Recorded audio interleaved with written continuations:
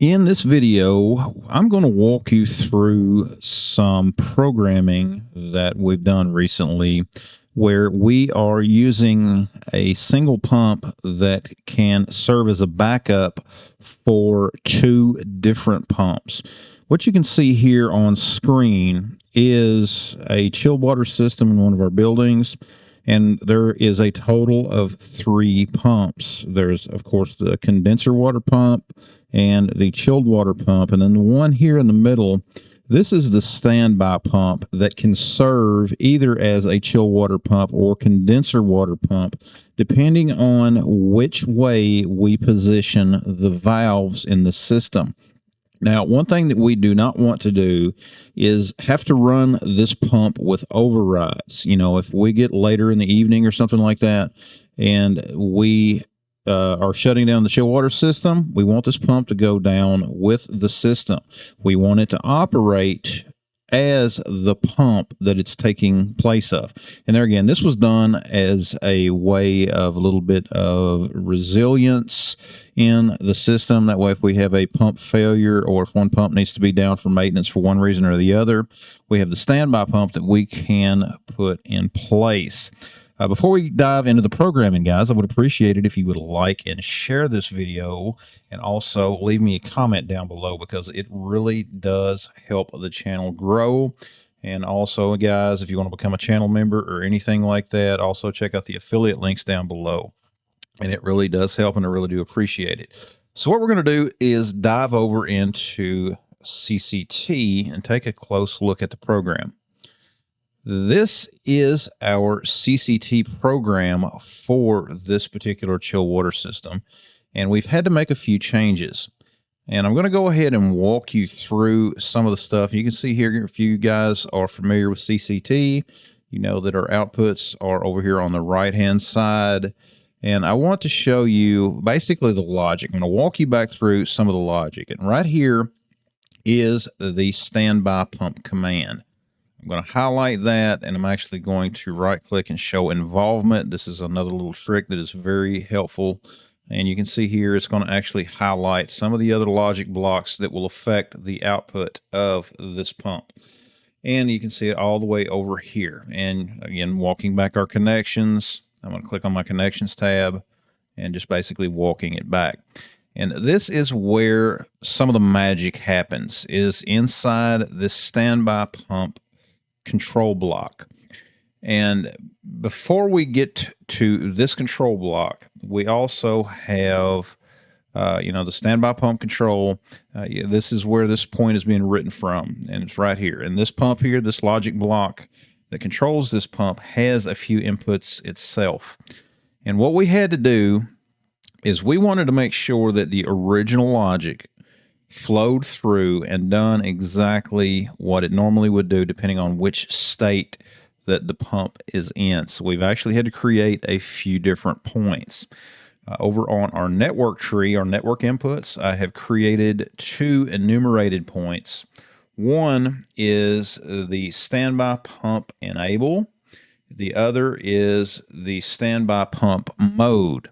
And if we do not need that standby pump, obviously this block here, or this point here, basically is going to turn off, and it is going to keep the system there, or keep that pump down. And if we do decide to use that pump, the standby pump mode is where we tell it which pump it is taking place of. I want to dive into the logic here. So we're going to right click, view logic, and take a little bit of a deep dive into this logic. Now, one thing that I want you guys to be aware of, okay, I come from the country. I do know very well that there is more than one way to skin and barbecue a possum. Okay, there are other ways that I could have done this. This is just how I chose to do it with this particular system. And we're going to talk about some of those other ways as well. But, just to give you guys a little bit of an overview. You can see here, this is my standby pump connection, or my standby pump enable. And what I did is create a hybrid activity in CCT. And you can see here the various states, basically shut down and enable. If we go into our shutdown block, we're going to look at that first. And what we have here, it's very simple. the constant enumeration, basically, if we're in shutdown mode, I just am turning this pump off. That's all I am doing. You can click in here, and my output is just set to off by default. That's all I want it to do. I want that pump to be off. And then here, what I've done, I broke the connections, the original connections in this system. Originally, the pump connections, the chill water pump, the condenser water pump, were connected basically to the chiller control block. That was the original control logic that ran those two pumps. And the only thing that I've done when we were in shutdown mode is I have run it through this logic block, the standby pump logic block. It literally passes this input from the original logic to the output for those pumps. Okay, that's all this does. That's all that I needed it to do. You know, if we're not running a standby pump, I want everything else to function as it had previously. Where it gets interesting is when we turn the system on. Now, I'm going to look at it here under the enable state of this logic block. And for those of you guys that are not familiar how logic works, this type of logic, state-based logic, you can see it here. Basically, I have my enable. When I click up here onto this, this is going to be my state, whether I turn, you know, my mode of operation, I guess you could say, and it's going to change this to various states, and I can have multiple down through here, but for our purposes here, and I actually talk about this in other videos on my channel, so be sure to go over and check those out after watching this one. But now let's look at this, and look what we've done. We have our pump mode input. Of course, we have our standby pump enable, which you've seen earlier where it drives everything. And I have a couple of MUX, multiplexers. And inside these multiplexers, this is where the magic is going to happen when it's in combination with pump mode. You can see here, this is our standby pump command. Inside the custom enumeration, it's very simple. I'm going to click into this and we can see our input, our mode. I've got it set up basically as lead lag. Yeah, I'm sure I could set up some different type of state text, but hey, I was running on the fly to get this done. And, you know, so that's what we have done so far. There again, guys, this is real world stuff. This is not just twiddling my thumbs, thinking about how things could be. This is how we got to make stuff work at times. Okay, that lead lag is going to solve our problem and do exactly what we need it to do. You know, lead for one pump for the chill water pump and lag for the condenser water pump when we're running it. Here's our pump controls from the original logic. Again, these are our original logic points that we're running those pumps. Now, again, we've broken them and we're going through this logic block here. That's all we're doing. And let's look and see what it does. Inside here, inside this MUX, we're going to jump in there. Depending on the mode, I've got my mode set for each of the various states. And one thing that you've got to remember, these must go opposite and must control the original pump based upon the sequence that we need. For example, if I am running the standby pump as the chill water pump, I need that condenser water pump to run as it normally would, you know, without all this being in there. This is where simulation comes in handy. So let's go ahead and press the simulate button, and I'm going to show you this logic in action. Okay, we can see everything here, and we're actually going to do some overrides. I'm going to start the simulation. This is a very handy tool and exactly how you can set this stuff up to work. You know, CCT can be a very powerful tool. Now I want you to see a few things. We see here our pump mode is in enable, but let's first go back and I'm going to override this. Okay. And the way that you can do that inside CCT, the active state, I'm going to right click this point and then I'm going to hit commands. And it's going to let me shut it down or basically change the state. It gives me this command box up here in the corner. I'm trying to resize it, but it's not wanting to cooperate with me for some reason. Let's just show you a little bit. There we go. Here's my command box. And this is how I can test things in CCT when I'm in simulation mode. I'm going to shut this down. Hit OK. It's going to give me basically, do I really want to do this? Attribute, input, test, shutdown, hit send. And yes, it's in shutdown mode. You've seen that change. That green went up to the shutdown. And let's look at what's happening. In shutdown mode, you can see here, I have my custom enumeration. It's writing a value of off to my pump. And look at these. These are still off, but what happens if I turn this input on? If I'm getting that input from that original logic block, let's right click, command. I'm going to test. I'm going to turn this on. Hit OK. Again, it's giving me that review screen. Yes, that attribute, I want it to send, and boom, it's on. That writes to my output, which goes to my physical output on my system.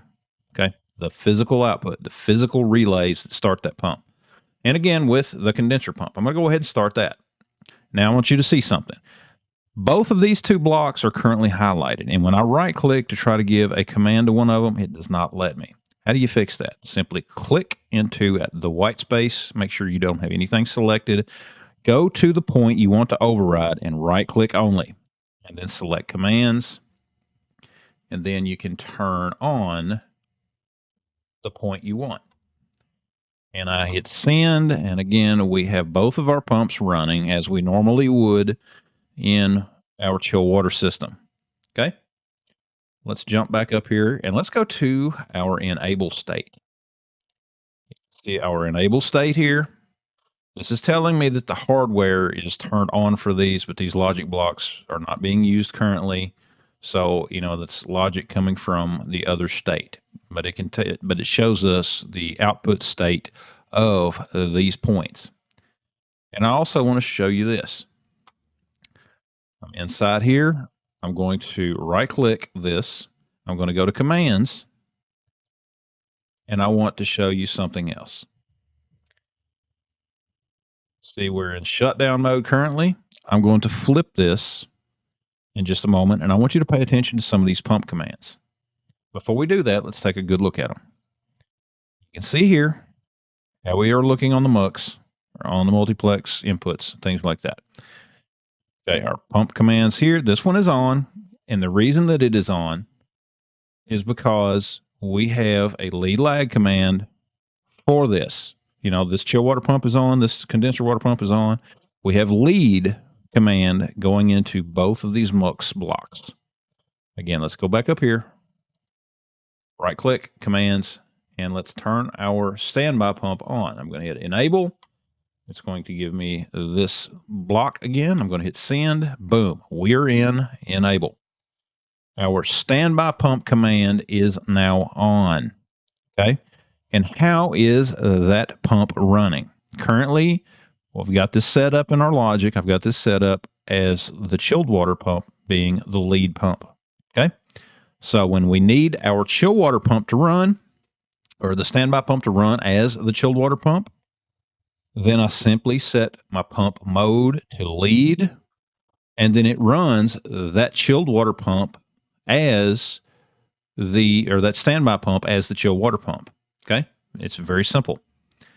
What happens when I change this? Again, I'm going to change my logic. I want you to notice this here. The chill water pump here is off. The original pump, I don't want it to be turned on for obvious reasons. If they're trying to do some maintenance on it, if there's an issue with it. So I want this one to be off. And that's what I do through the multiplexers. Okay. I have a custom enumeration or a constant enumeration, and I've just got that value set to off, as you can see right there on screen. So let's go up to the pump mode. I'm going to right click on pump mode. I'm going to command. What happens when I go and swap this to lag? Look at my screen over here to the right before I do this. Again, we are currently on lead. We're going to swap to lag. My pump command here, my chill water pump is off here. My condenser water pump is on here because, my standby pump is on as the chilled water pump. Now, when I swap this to lag, what it's going to do is it's going to put that standby pump in place of the condenser water pump. So let's just go ahead and press this and see what happens.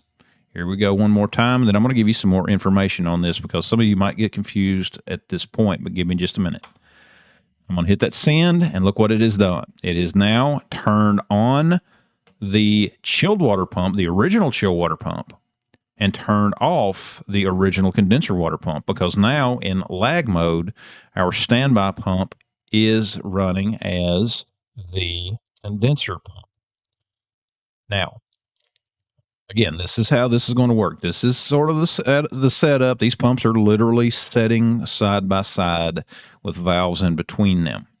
Now, any type of a change that we would do like this, to where we were going to put that standby pump in operation, we're obviously not going to be switching it like what you've seen me do here in this simulation, because this is going to be one of those situations to where there's manual valves and things like that that we've got to put into the correct position.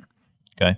And you can kind of see here, I've got just a little bit of an example here for these. You know, we would have to do physical valve closing and opening to make this pump work at one or the other. So obviously the system would be shut down completely. As you see it now, currently it is not running, you know, and that's how we would use this logic. Okay.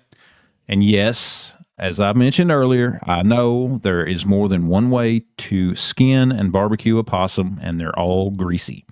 I could have used different states. I could have used state tables to do this. There's other things that I could have done. Command hierarchy. There's just other ways of doing this, but this is just what I did for this particular system at this particular time. But guys, I hope this gives you just a little bit better understanding as far as what you can do and how you can do it within CCT. Now I'm going to go back to configure mode because I'm just going to pull it out of simulation. But again, that simulation is very handy, and it lets you check your logic when you're trying to do stuff like this. Because originally, when I first simulated it, I had the pumps working backwards. They were not doing the way that I needed them to. And we were able to take care of that after finding it within our simulation mode. So we're going to jump right back to our configure mode and go back to what we were doing. But guys, I hope you liked the video. If you have any questions, leave those down below. As I mentioned earlier, leave me a comment down below. It really does help the channel. It helps the YouTube algorithm find and share my content. Like and share the video, subscribe to my channel, take your link to the URL of this video, post it on all of your social media, and get it out there. But guys, thanks for watching. Check out the affiliate links down below, and we will see you next time.